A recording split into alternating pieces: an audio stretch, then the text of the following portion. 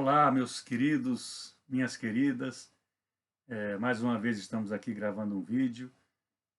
Como sempre, uma alegria muito grande de minha parte.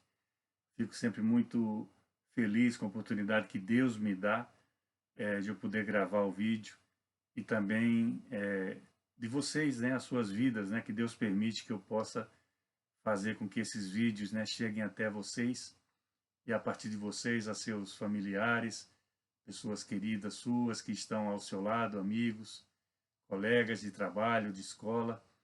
É, por isso que eu sempre peço, né, para você passar para frente.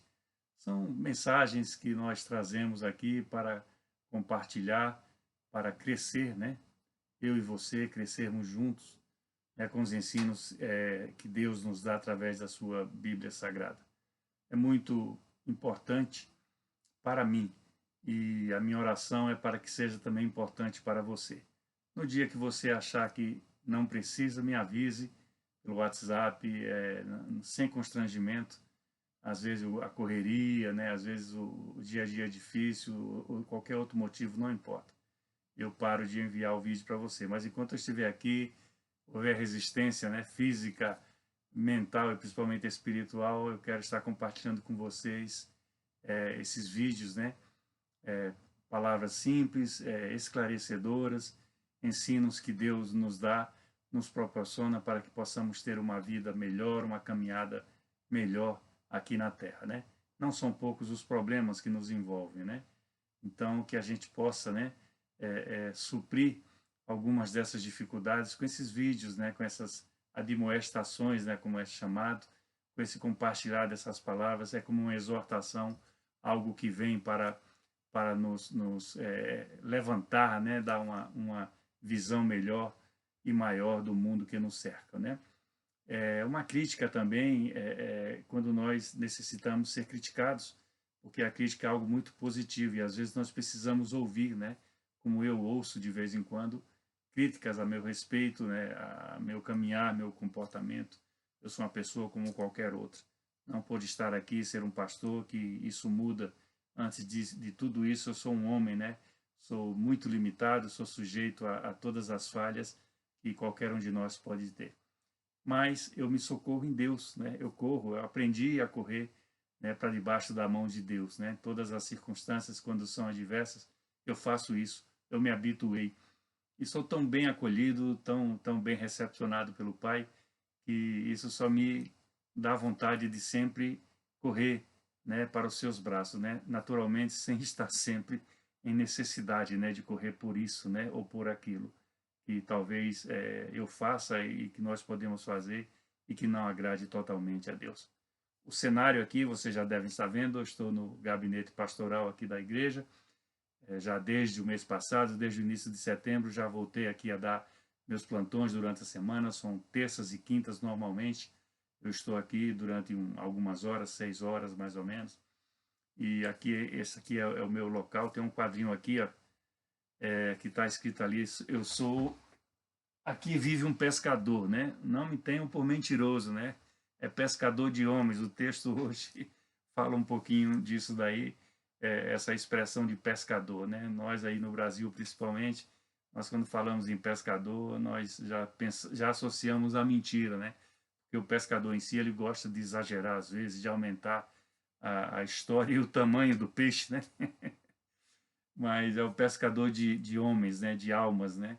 Esse é o meu serviço aqui na Terra, né? Enquanto Deus me der o fôlego da vida, né? Enquanto a idade, mesmo indo avançando, ainda tenha forças para isso, assim eu vou fazendo, né? Tem uma foto também aqui, ó, dá para você ver na direção da minha mão. É minha irmã que está ali e é o rei da Espanha, né? Essa foto ficou aqui com um ano e pouco, com a igreja fechada, e eu revi ela agora, eu coloquei ela ali nos pés do ursinho, né? De pelúcia que está ali por trás dela. E a minha irmã trabalha lá no consulado da Espanha, lá em Brasília. E esse é o rei da Espanha, numa visita que fez lá ao Brasil, passou em Brasília, esteve lá no consulado e naturalmente cumprimentou todos os funcionários ali. Então aqui o meu gabinete, ali em cima tem livros, tem CDs, DVDs, aqui tem uma série de coisas. Aqui atrás de mim tem material da ceia, dos fones de ouvido para quando nós fazemos traduções, enfim. Aqui é o aparato técnico, né? Quando a gente vai preparar uma mensagem, uma programação. No dia 30 teremos o aniversário da igreja, então já estamos preparando alguma coisa, mesmo com as dificuldades, né? Vai ser um culto bilíngue, né?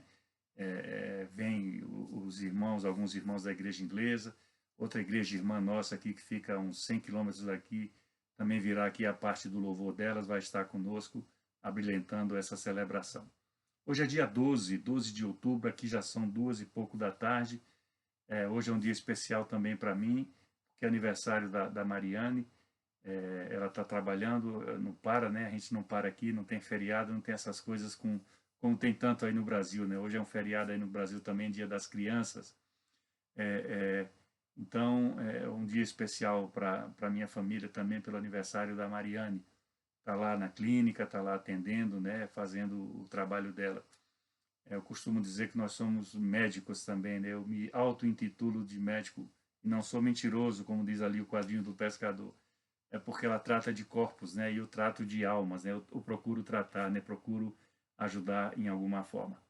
Então, quando você receber esse vídeo, talvez amanhã cedo, por favor, passe para frente, para algum familiar, algum amigo. Isso pode ser de muita importância, pode servir de muita importância. Aqui vamos trazer um tema comum, né? Vou falar hoje dos escolhidos de Deus, que sou eu e é você. Vou falar de nós mesmos, né? E pela palavra, né? O que é mais importante, né? É o Evangelho de Marcos. Se você tiver a sua Bíblia aí, você pode abri-la, se for num telefone, né? Ou algum outro eletrônico, pode abri-la no Evangelho de Marcos. É o segundo livro do Novo Testamento. E vamos trazer alguns versículos, né? Para nós continuarmos essas conversas quinzenais que nós temos, né? A respeito do reino de Deus e de tudo aquilo que é feito em nosso favor, tá bem? Evangelho de Marcos é o segundo evangelho, o segundo livro do Novo Testamento. Os 4 primeiros livros do Novo Testamento são os evangelhos de Jesus Cristo, né? Mateus, Marcos, Lucas e João, né? Os 3 primeiros, eles são chamados de sinóticos, é uma expressão que diz que tem uma visão simultânea. O Evangelho de Marcos, talvez o primeiro de todos eles, foi tirado a fundo desse evangelho, foi tirado por Mateus e por Lucas os seus escritos, né? Então tem muitas passagens, a maior parte delas, por exemplo, que estão, né, no Evangelho de Mateus e no Evangelho de Lucas, que cercam, né, o Evangelho de Marcos, foram retirados do livro de Marcos. Marcos, na verdade, é João Marcos, né? Ele foi um discípulo de Pedro, foi um dos próximos, né, nessa caminhada no início da igreja primitiva. A sua casa tinha um cenáculo, diz aqui a Bíblia Sagrada, onde os discípulos se reuniam com Jesus Cristo, né? Então, é um evangelho tão importante quanto os outros livros, e o seu primeiro capítulo, ele traz o princípio da história, né? Esses 3 evangelhos, eles têm a visão simultânea, mas eles tratam de fatos, cada um sob a visão daquele que o escreveu, né? Então, às vezes o mesmo tema numa visão diferente. Falei um dia desse aqui na igreja, né? O importante é o que é e não como é, né? Porque, por exemplo, deu o exemplo da cura do cego, né, de Jericó, né? Num dos evangelhos fala o nome dele, Bartimeu. Em outros evangelhos não fala o nome dele. Em outro evangelho fala que foram 2 cegos. Não importa. O importante é o milagre. Nós não podemos esquecer disso. O cego pode ter nome, pode não ter nome, pode ser um cego, podem ser 2 cegos. O importante é o milagre. Era cego, eram cegos e voltou a enxergar, ou voltaram, né, a enxergar. O milagre é esse. Nós temos que valorizar isso daí. O Evangelho de Marcos, no primeiro capítulo, tem a história de João Batista, né? João Batista seria o primo, né, vamos dizer assim, de Jesus Cristo. Ele veio antes, já havia essa profecia que ele viria antes, né? Ele batizaria nas águas, né? Mas Jesus viria depois e batizaria no Espírito, né? Uma coisa totalmente diferente. Mas ele precederia Jesus Cristo, né? Então, os primeiros versículos do capítulo 1 fala sobre João Batista. o próprio João Batista dando testemunho de Jesus Cristo, né? Ele diz assim no verso 7, quando ele pregava, dizendo: após mim vem aquele que é mais poderoso do que eu, do qual eu não sou digno de, curvando-me, desatar-lhe as correias da sandália. Eu vos tenho batizado com água, porém ele vos batizará com o Espírito Santo, né? Aí tem, na parte seguinte, entre os versículos 9 e 11, o batismo do próprio Jesus Cristo. E é interessante, né? Que aqui não narra, mas outros evangelhos narram, tá bom? Aqui não narra esse detalhe que eu vou te dar.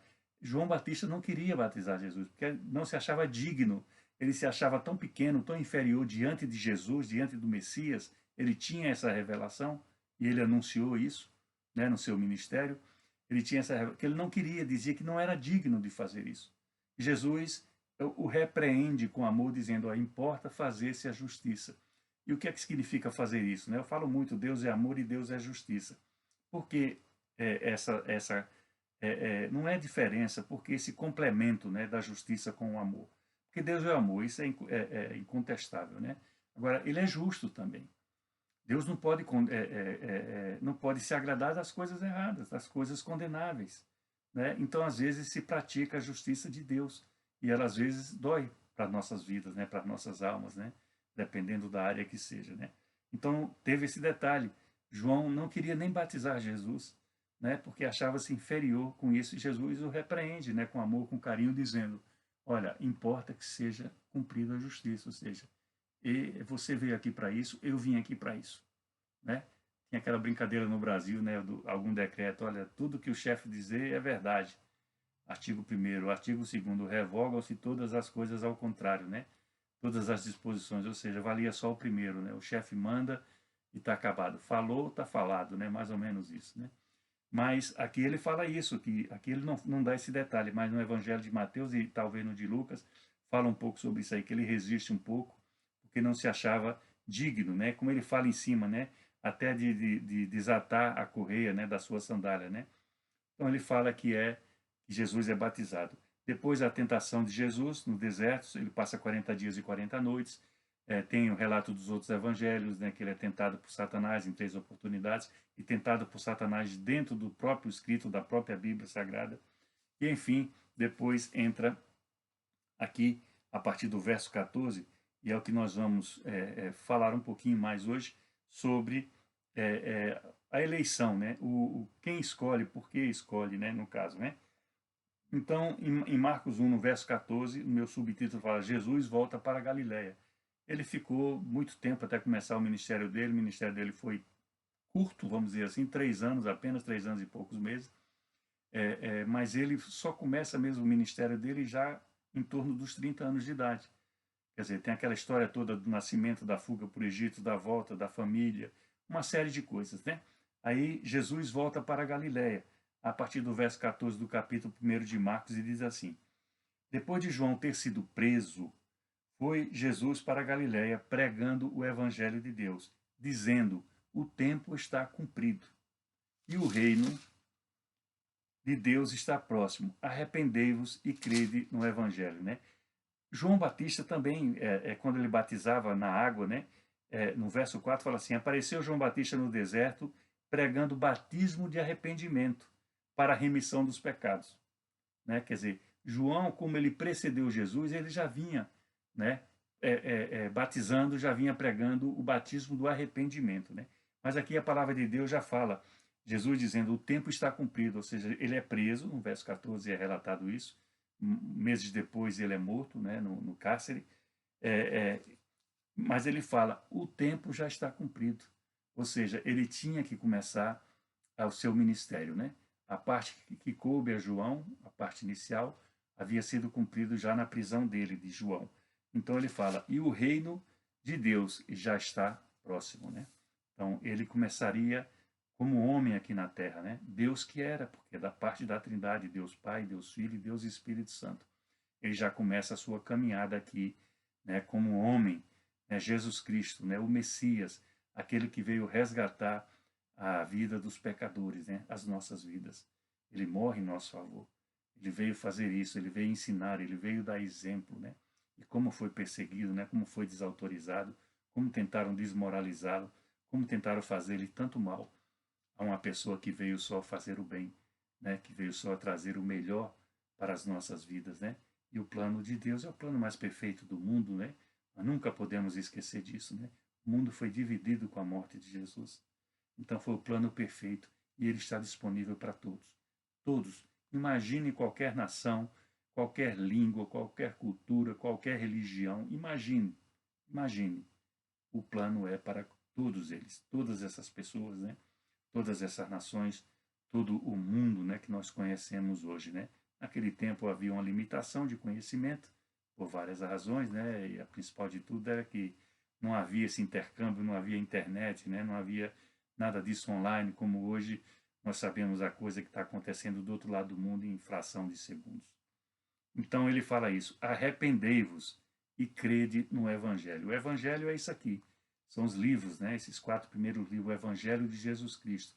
É o Evangelho. Quando eu oro muito pelas pessoas, quando eu peço a Deus para o milagre da salvação, para familiares, para pessoas amigas, conhecidas, eu falo o Evangelho da redenção, o Evangelho da transformação. É por causa desse Evangelho, por causa de Jesus Cristo, que as nossas vidas são mudadas, né? Podem ser mudadas, se ainda não é o teu caso. A vocação dos discípulos segue o capítulo 1 de Marcos e fala no verso 16. Caminhando junto ao mar da Galileia, viu os irmãos Simão e André, que lançavam a rede ao mar, porque eram pescadores. E disse-lhe Jesus: Vinde após mim, e eu vos farei pescadores de homem, né? Vê o quadrinho ali, né? Entende?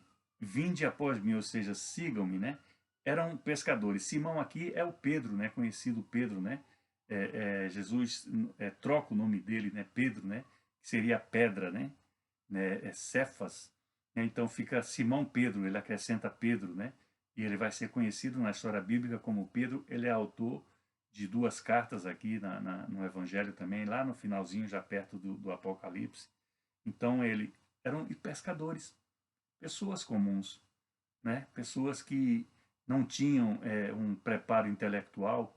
Vou dar um exemplo como Paulo, né? O que era Saulo, antigo Saulo de Tarso, aí é transformado depois para Paulo. Era um homem preparadíssimo, né? Era um homem que vivia na corte, ali em cima, ele tinha uma influência muito grande. Esses outros que Jesus escolheu, pessoas simples, pessoas do dia a dia de uma comunidade, pessoas como você, pessoas como eu, né? É importante conhecer, crescer, estudar, se preparar, doutorado.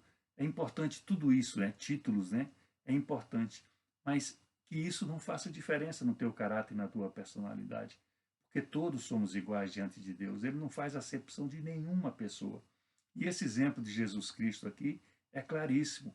Né? Vai seguir aqui o verso e vamos falar de outros dois, por coincidência também 2 irmãos, que vieram a ser, no decorrer do ministério de Jesus, dos 3 mais importantes que seguiam Jesus Cristo, né? O Pedro, Simão Pedro, o André diminui um pouco, né?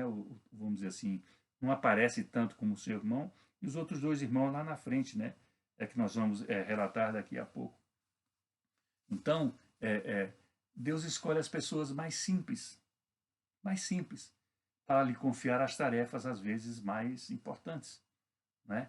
Então, quando você estiver andando aí pela vida, pelo mundo, né, cruzando com pessoas, tenha certeza que em algum momento vai aparecer alguém que vai querer ouvir de você, vai precisar ouvir de você alguma coisa em relação à Bíblia Sagrada, em relação a Deus, em relação ao Evangelho.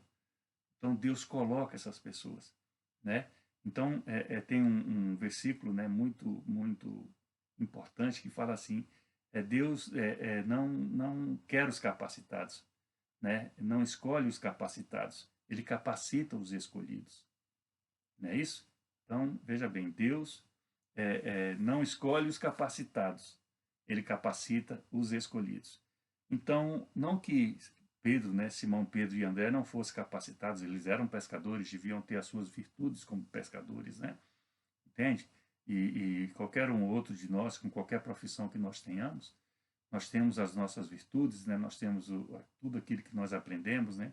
Tudo aquilo que nós pomos em prática no nosso dia a dia, né? Isso é muito importante, né? O conhecimento, né? Ter ter um crescimento, né, profissional. Isso é muito importante, né? Melhora na condição individual nossa, melhora em relação ao trabalho, às vezes se ganha mais por causa disso daí. Mas a capacitação, nós temos que ter consciência, como a vida foi dada por Deus, a capacitação também é dada por Ele.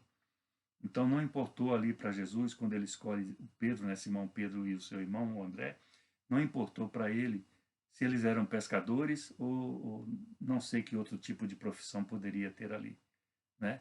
Importante que Deus os escolheu e fizeram deles pessoas, personagens muito importantes, né, na caminhada bíblica e principalmente no tempo da igreja primitiva, né, quando ela começa a se expandir, né, quando ela começa a sair dali das cercanias, né, de Jerusalém, da Galiléia, ali onde falamos aqui, fala o texto de Samaria, de Cafarnaum, onde Jesus pregou, teve o seu ministério, né, nos arredores do Rio Jordão, né, que é o rio onde se realizava a maior parte dos batismos. Então segue. No verso 18 fala assim, então eles deixaram imediatamente as redes e o seguiram, ou seja, obedecer. Por que é importante esse versículo? Porque é o mais difícil da nossa vida, é obedecer aquilo que Deus quer que nós obedeçamos. Porque aquilo vai contra a nossa carne, né? Vai contra o nosso desejo, vai contra as nossas necessidades, né? As coisas da alma, as coisas prazerosas, né? Que o mundo oferece. E nós temos que usufruir, assim, claro, mas com moderação, né? E ter muito cuidado também com aquelas coisas que se apresentam em embalagens bonitas, né? Em embalagens sofisticadas, mas que por dentro podem trazer coisas que venham danificar a nossa vida, trazer dano, trazer problema para a nossa vida, quer seja na esfera física, quer seja na esfera moral, quer seja na esfera espiritual. Então, todos esses cuidados nós temos que ter. Então, eles deixaram imediatamente as redes, né? Então, eles obedeceram, né? A preparação que vinha depois, né? Os cursos, né? As pós-graduações todas, Jesus ia fazer para eles. Eles obedeceram. Lá atrás, no começo da Bíblia Sagrada, quando fala-se de Abraão, ali no primeiro livro, né, da Bíblia Sagrada, fala assim, Abraão obedeceu a Deus e isso lhe foi imputado como justiça, né? Volta aquele assunto do amor e da justiça. A obediência. Porque Deus mandou ele ir para uma terra que ele não conhecia. Mas ele obedeceu, ele confiava em Deus, ele creu em Deus. Então nós temos que crer em Deus para crer no que está escrito na palavra de Deus, né? Respeitando as outras crenças, as outras denominações, as outras religiões. Mas nós temos que crer no que está na palavra de Deus. Nós não podemos impor isso na vida de ninguém. Entende? Isso é uma revelação, isso tem que vir ao coração da pessoa, tem que vir à mente da pessoa. Então, para isso que o Senhor quer que nós sejamos pescadores de homens, de vidas, de almas, né? E não obrigá-los a fazer isso, né? Mudar a cultura, mudar o entendimento, mudar a religião. Isso não agrada a Deus, eu creio que não agrada, né? Então, eles obedeceram. E segue o verso 19. Pouco mais adiante, viu Tiago, filho de Zebedeu, e João, o seu irmão, que estavam no barco consertando as redes. E havia uma proximidade entre esses quatro personagens, né, familiares, né? Entende? Então, aqui são mais outros dois discípulos, né? Tiago, seu irmão, e João. Mais dois dos seus discípulos, né? Desses quatro citados, Simão Pedro, né, o Tiago e o João, vieram a ser, ao longo dos evangelhos, três os mais importantes, quando tinham que decidir alguma coisa, o conselho, né, etc. Esses três estavam sempre mais próximos de Jesus. Os outros também, que compunham os primeiros 12 discípulos, também eram sempre muito importantes. Como outros também, né? Foram mais de 100 discípulos, né? Porque a obra era muito grande. Depois foram se afastando e tal, mas esses são os mais conhecidos. Hoje somos milhões de discípulos, né? Vamos já, por fé, dizer bilhões, né? Porque a Terra já passou, acho que, de 7 bilhões de habitantes, né? Então, somos uns discípulos em potencial. Nós temos, com a unção de Deus, né? Com a obediência às coisas de Deus, nós temos condições de levar essa palavra, né? Esse evangelho da redenção, esse evangelho da transformação às pessoas. Então, ele viu os dois, eles estavam no barco consertando as redes, né?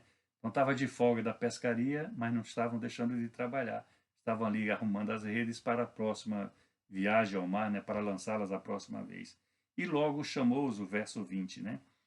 deixando eles no barco a seu pai Zebedeu com os empregados, seguiram após Jesus. Aqui já dá uma impressão pelo texto, né? Deixando eles no barco seu pai com os empregados, que não eram só pescadores individuais, aqui era como se fosse uma pequena empresa de pesca, né? Então seu pai, eles saem para acompanhar Jesus, obedecem ao chamado, ao comando de Jesus, mas o seu pai não fica sozinho ali, né? Tem os empregados, então já dá a impressão inicial de que eles eram uma pequena empresa, vamos dizer assim, né? Uma microempresa, se é que podemos chamar isso naquela época, né? E eles seguiram após Jesus, ou seja, eles obedeceram à palavra de Deus. E isso é o que mais nos custa, às vezes, né? Deixa eu mexer aqui um pouquinho. Isso é o que mais nos custa, às vezes, é obedecer, porque obedecer significa mexer, né, com o nosso eu, né, com o nosso ego, né, com a nossa vaidade, às vezes, né, com a nossa arrogância, às vezes, né, com a nossa falta de sensibilidade. Porque a alma é tudo aquilo que a gente vê, que a gente sente, que a gente fala, são os olhos, né, é o nariz, é a boca, é o ouvido, é o tato, né? Entende? Então a alma, né, nossa, ela tem o controle carnal, né, do corpo, né? Então muitas vezes o Espírito Santo que hoje habita em nós, né, que veio depois desse Jesus que nós lemos aqui o texto, né, elegendo as pessoas que iam caminhar com ele. Então a alma é muito difícil de domar. Eu costumo dizer que a alma ela não se converte, ela é inconvertível, porque ela vive no dia a dia, né, a situação do mundo, ela vive no dia a dia do mundo, né, e nós estamos inseridos no mundo, né. Nós já aprendemos algumas vezes que o príncipe deste mundo é o diabo, é Satanás, porque é impossível, mesmo aqueles que não conhecem, que não creem, não importa, é impossível achar que com a violência, né, com tantas coisas ruins, desagradáveis, né, tantas coisas tão ruins que tem no mundo, que não haja um ser do mal, né? Então que não acredite que isso é por acaso, não, é impossível ser por acaso, né? Quando a grande maioria das pessoas são de bem, são pacíficas, né, são ordeiras, né? Tem um percentual grande de pessoas totalmente ao contrário, né? Então, eles têm esse príncipe do mundo, né, que a Bíblia diz que é o diabo, que é Satanás, né? E nós vivemos nesse mundo governado pelo diabo e pelo Satanás. O mundo é governado, mas nós somos governados por Deus, pelo nosso Criador, por aquele que trouxe Jesus Cristo, né, para esse evangelho relatado aqui, para que ele morresse em favor dos nossos pecados, né, de tudo aquilo que nós temos que não agrada a Deus. Então essa foi a maior vitória, né, e o maior plano que a humanidade conquistou e experimentou. E ele está disponível para todos. Então Jesus, aqui no texto é Jesus, porque ele era homem aqui na Terra, é o filho da Trindade, da hierarquia espiritual, ele era o Deus, mas travestido de homem. Então ele se comportou como homem, ele sofreu como homem, ele teve as emoções de uma alma humana como a nossa, né? Sofreu muito, né, por causa disso, né? Porque ele sabia do plano dele, sabia que iria até a morte, né? Mas não é como uma morte, como se fosse uma morte divina, né? Se assim pudermos dizer, né? Porque ali ele era homem, então ele sofreu toda a angústia, né? Tudo aquilo que lhe fizeram fisicamente, moralmente, né? Tudo aquilo que fizeram, né, com ele trouxe sofrimento, mas ele sabia que o plano era esse. Ele conhecia desde o princípio porque lá estava com Deus, né, na criação de tudo, inclusive do ser humano, né? Então ele continua à disposição de nós agora, mas de uma maneira diferente, porque após ele ser morto, ele é ressuscitado, né? E ele volta para o céu de onde veio, né? Primeiro, né? Ele volta e está ali. A Bíblia fala a destra, ou seja, está ali com Deus, né? Ele é o nosso advogado, ele intercede por nós. E a pessoa da Trindade, o Espírito Santo, a terceira pessoa, vem, ele avisa, olha, eu vou, mas eu vou vos enviar o Consolador, né, que é o Espírito Santo. Então agora não precisa, né, ter uma pessoa para você seguir, o Espírito Santo está em você. Né? Você pode usufruir de tudo que o Espírito Santo tem, né, para você. É uma questão de querer, é uma questão de aceitar, né? Você pode se sentir incapaz de orar, às vezes, né, nos grupos de orações, nós vemos pessoas que têm acanhamento, né? Às vezes, né? Medo até, né? De orar. Chega a dizer que não sabe orar. Não, todos nós sabemos orar. Orar é isso aqui que eu estou fazendo com vocês. Uma oração longa, né? De 30 a 35 minutos, falando das coisas de Deus. Mas orar é essa mesma coisa, só que ao invés de estarmos assim, é nos direcionarmos a Deus. E normalmente em condição individual, né? Porque aí nós podemos até, dependendo da nossa comunhão com Deus, nós podemos até receber, ver a face de Deus, sentir a presença de Deus de uma maneira diferente. São opções, né, que dependem de nós. Deus disponibiliza, mas Ele não obriga. Né? Deus dá, né, mas Ele não obriga a nós termos. É questão de aceitar, é questão de caminhar, é questão de continuar. Por isso eu quero te desafiar no dia de hoje com esse vídeo. Não ache que você não é escolhido. Você é um escolhido de Deus. Ponha isso na tua mente, ponha isso no teu coração. Agora, o que o Senhor está esperando, que talvez você ainda não tenha feito, por qualquer que seja a razão, é que você não disponibilizou essa escolha para Deus. Né? Você não abriu as portas do teu coração para Deus. E isso pode estar fazendo a grande diferença. Veja tudo que ocorre ao redor de você, da sua família, do seu trabalho, da sua vida, da sua comunidade. E às vezes a partir dessas lições, né, dessas visões que você vem a ter, do convívio, né, com as pessoas, das palavras que são lançadas na sua vida, das palavras que você lança em outras vidas, talvez a partir daí você comece a se conscientizar e veja, né, que o melhor para a sua vida, o melhor para cada um de nós, e isso me inclui também, é poder darmos atenção às coisas de Deus, né? Para podermos assim, olha, eu estou aqui, eu não sou capacitado, mas eu creio que tu podes me capacitar, Senhor. Então, o que é que eu posso fazer na obra de Deus? O que é que você pode fazer na obra de Deus? Nós não temos ideia. Deus pode nos fazer assim, num estalar de dedos, algo impressionante. Algo muito impressionante. É verdade. Entende? Agora nós temos que dar o primeiro passo. Ele está assim, super desejoso. Imagina Deus, o Senhor que nos criou, está assim de braços abertos. Vem, meu irmão, vem, minha irmã, vem, meu filho, vem, minha filha. Eu quero te abraçar, eu quero te dar algo novo, eu quero te mostrar coisas que jamais você viu. Tem a promessa de Deus que eu acho belíssimo, né? O que os olhos não viram, os ouvidos não ouviram, e você não tem no teu coração, né? Você não sente no teu coração, é aquilo que Deus tem preparado para aqueles que Ele ama. Ele nos ama como somos, por isso que deu Jesus Cristo em nosso favor.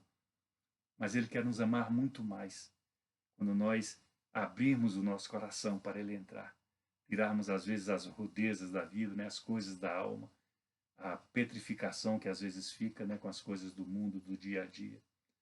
E dissermos assim, convidarmos, vem Senhor, entra na minha vida, né? Faz algo novo, né? Traz algo novo para a minha vida, Senhor Deus. Capacita-me para eu ser um melhor homem, uma melhor mulher, um melhor pai, um melhor filho, uma melhor esposa, um melhor marido. Deus pode fazer isso, Ele tem todo o poder. A única coisa que Ele não faz é invadir a nossa intimidade. Não, Ele não invade. Ele é um gentleman, né, como fala aqui na Inglaterra, né? Ele é um democrata, como eu costumo dizer, né? Então, meu querido, o desafio é esse. Busca a face do Senhor, pergunta para Ele, fala com Ele, isso é uma oração. E Ele gosta desses desafios, Ele gosta que nós busquemos a sua face, Ele gosta que nós entreguemos nas mãos dEle todas as nossas necessidades, as nossas dificuldades. Ele é Deus de amor. A parte da justiça, Deus de amor e da justiça, é porque Ele quer o melhor para a gente. Ele não quer que nós nos perdamos com as coisas erradas do mundo, aquelas coisas que podem ferir o nosso corpo, ferir a nossa alma, o nosso moral, né? A nossa intimidade familiar. Isso Ele não quer mesmo não, porque a família desde o princípio foi o plano de Deus para a humanidade e ainda está aí, com o diabo sendo açoitando, né? Tentando destruí-la de todas as formas. Mas nós podemos reverter isso. Assim como Deus tirou aqueles 4 pescadores aqui relatados nesses versículos, das suas funções, né? E diz assim, né? Eis que vos farei pescadores de homens, de vidas, de pessoas. Deus pode fazer isso com todos nós no dia de hoje. Amém? Abra tuas mãos. O amor de Deus, o Pai, a graça e a misericórdia de Jesus, o Filho, e a consolação do Santo Espírito seja com todos nós, desde agora e até quando Cristo voltar. Amém? Um beijo muito grande no seu coração. Tenha uma semana abençoada e não esqueça de passar esse vídeo para um familiar, um amigo. Pode ser muito importante para a vida deles. Tá bem? Deus abençoe. Até daqui a 15 dias, né? Se Jesus não voltar antes. Bye!